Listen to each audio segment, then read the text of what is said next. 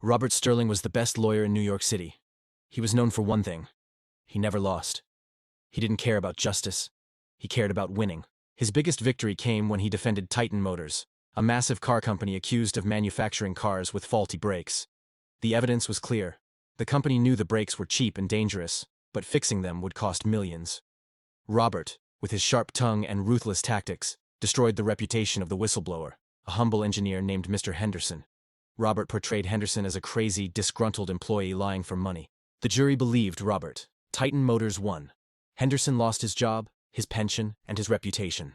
Robert got $1 million bonus and bought a luxurious villa. He felt invincible. 5 years passed. It was a stormy Friday night. Robert was driving his prized possession, a vintage sports car, winding through the dangerous cliffs of the Pacific Coast Highway. Beside him sat his 10-year-old daughter Lily, sleeping peacefully. Suddenly a deer jumped onto the road. Robert slammed his foot on the brake pedal. Nothing happened. The pedal went all the way to the floor. Panic surged through his veins like ice. He pumped the brakes again, and again.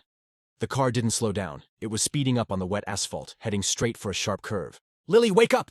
he screamed, wrestling with the steering wheel. The car smashed through the guardrail and tumbled down the steep cliff, crashing into the rocks below. Robert woke up in a hospital bed, his body broken and in agonizing pain. A doctor stood over him with a grim expression.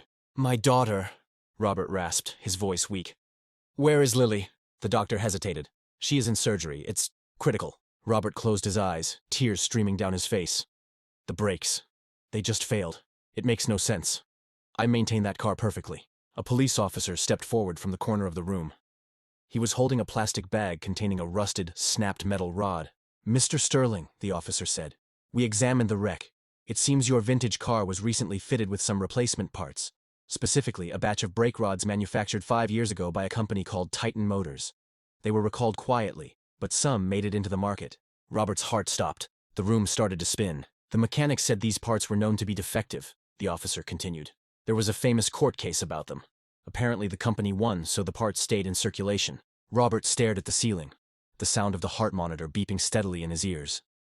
He remembered the engineer, Mr. Henderson, standing in the courtroom, warning everyone. "People will die if you ignore this."